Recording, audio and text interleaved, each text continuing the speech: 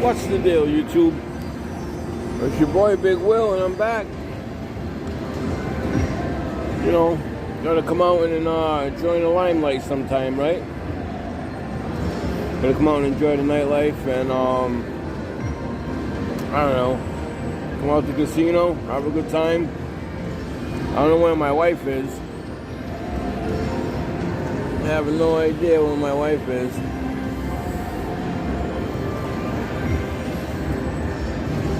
This brings me back to a story. Gambling's no good no matter where you do it. Whether you're in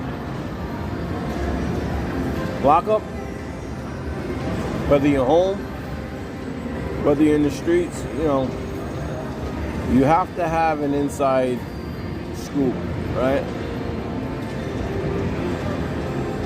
I come and play the slots because it's fun, right? I enjoy it. It takes me away from all the bullshit. It takes me away from the stress, right? Them bells and stuff, they do something to my mind.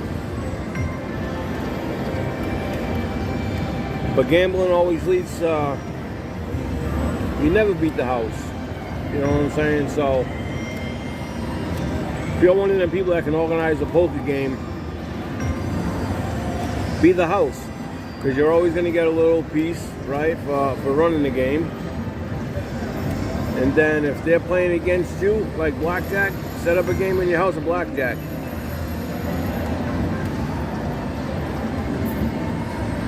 You get a piece. You get a piece because it's your game. You're running it, right? Then if you're the house, you're playing blackjack in your house, you're gonna end up winning. You know what I'm saying?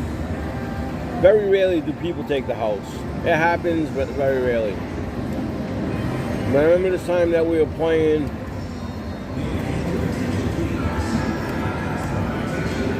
We were playing cards in jail, and usually the people that you play with the same people all the time, right? But they're gamblers. Mind you, there's nothing else to do. This is how people get themselves in trouble. When you're losing, if you're losing, you go down a couple of soups. What's going to happen is you're going to go to the store, right? You're going to go to the store. You're going to lose again. If you're on the street, quit. If you're on a losing streak, quit. No, if you're on a hot streak and you're up, hey, play the house, right? Crack the house if you can. But if you're losing, quit. Don't go to the store. Let me go to the store and get $8 off of him and own 15 on canteen day. Oh, my mother didn't put the money this week. Now you're getting the shit kicked out of you, right? Is it worth it? For $8 in ramen noodles, a $2 beef stick, is it worth it to get your face busted up? If you're losing, stop. Walk away. How can people not walk away? How can you not walk away? They always tell you only gamble what you can afford to lose. If you're a gambler and you go to canteen, and so what? You make $80 in canteen, right, that week. Now you go on Saturday night.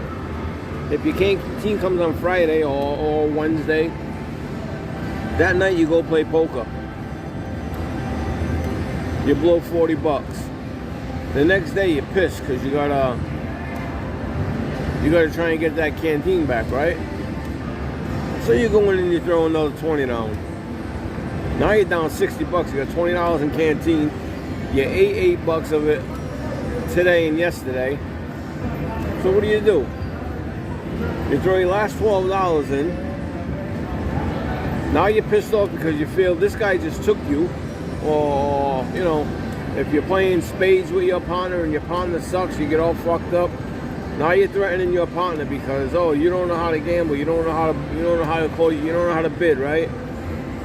And you're costing me money. The only thing that gambling is going to get you is in trouble. It's going to get you hurt. Fuck, you know, in the streets, you go to the book, you lose, you don't have the money, they break your legs, right? In the old days, they did a lot of that shit.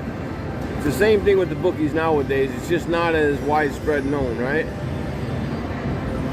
But if you can't do it, you end up going in a hole, right?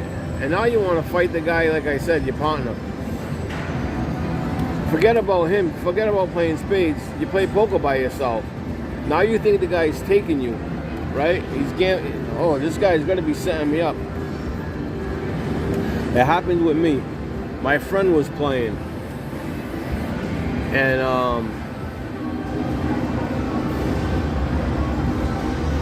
I had 3 of a kind. He had a full boat.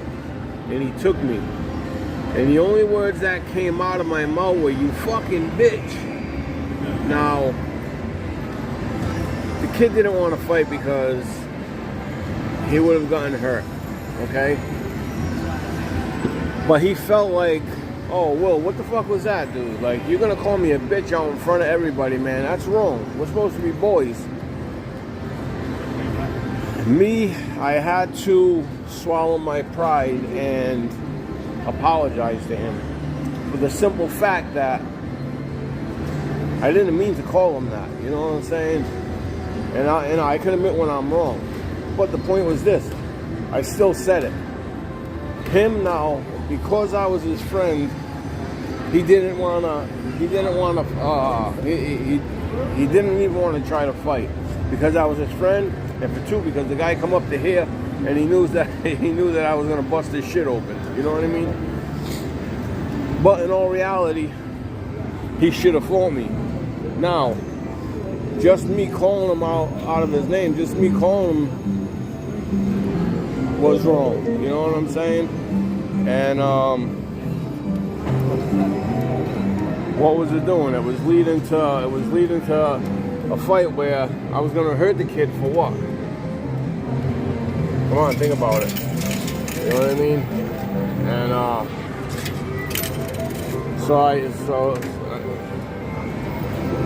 that's why I tell you that the only thing it's going to lead to is trouble. It's going to lead to a fight, right? I had to hurt. Had he said something to me out of the side of his neck, I would have had to hurt him for the position that I was in. But I was wrong, right? I was wrong for calling him out of his name. So how do I react on that? Do I hurt the kid when it's my fault? Do I swallow my pride and let the kid, you know, call me a... Okay? They're all over the place. Do I call the kid, hurt the kid because he called me out of his name when I was wrong? Right? I gotta let it go, and if I let it go, it shows weakness. So he did the right thing by, you know, not saying nothing, and then when we were alone, tell me, well, that was wrong, man, I was fucked up. You called me out of my name. Now these guys on a tier think I'm a pussy. So I had to make an announcement when we were at the table, like, yo, I was wrong for calling Ron a bitch. Don't, you know, we're good friends. We've been friends for fucking 25 years, 30 years. If someone else calls him a bitch, these guys are going. If someone calls him a bitch on the strength that I called him and he didn't react, then I'm going to get involved. It's because I was wrong. So leave it where it is. Don't call the kid. He didn't react out of friendship, not out of fucking fear. And you know, I had to give that little announcement so nobody would fucking try and run all over the kid. You know what I'm saying? But with that being said, the only thing I got to say is, like I said, if you can't afford to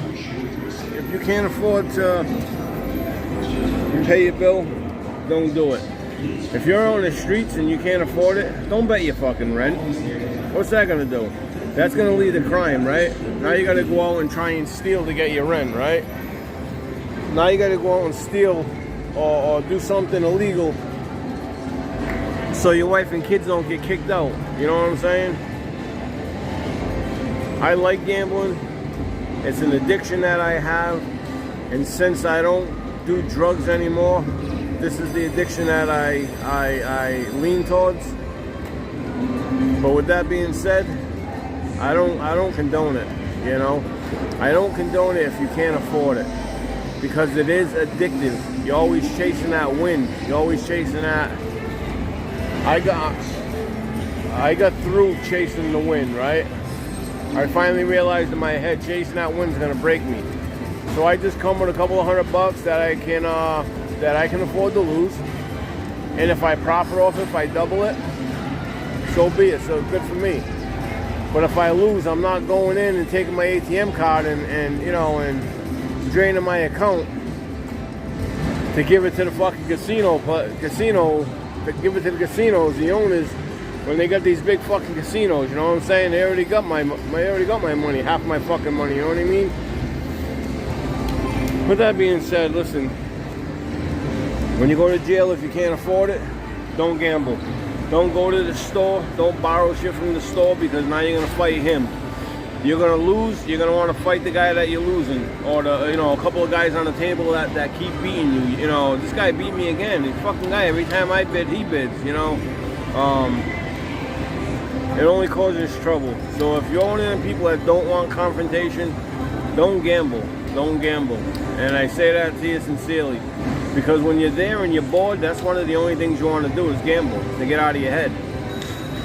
But you end up broke and fighting with people over fucking ramen soups, you know, or a $2 beef stick or a Snickers bar. It's not worth it. I'll go to the store, eat my money. I used to gamble like $10. I knew what I was doing, but I had a store also. You know what I'm saying? I had a store, so like I always had profit, you know what I'm saying? So if I lost $20 on the table, it was only profit that I made from people coming to the store and owing me, you know what I mean? But with that being said, listen, like I can tell you, is a smart thing to do. If you get locked up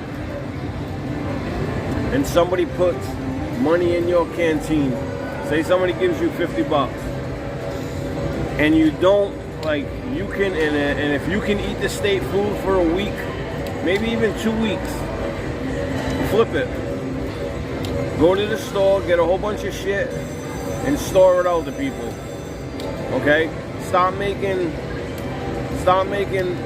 money. You know what I mean? Start hustling. Start making profit. In a couple of weeks, a month, now you got profit. Now you can gamble. Now you can buy shit because you got extra. But just take it slow. You know what I mean? If you're one of them people who can eat a ramen soup and you're happy, you know, like, you got no trouble, you can eat a soup and a cup of coffee, and that you know, that'll take care of you for the night. And you can store shit out. Store shit, make some money, make some profit, you know what I'm saying? And it only puts you in a better position. And the thing is this, when you're in there and you got a store, you got a lot of pull, okay? Because everybody wants to eat. People hate state food. And you know what? When you got a store and you can help people out, it gives that's favors that people owe you. But don't try to be greedy and fuck people, because then you know what they'll do, they'll strong arm you. With that being said, it's your boy Big Will. Just learn from this lesson. If you can't afford to gamble, don't do it. If you can, have fun like me. It's your boy Big Will, life after prison. I'll see you on the next one. Peace.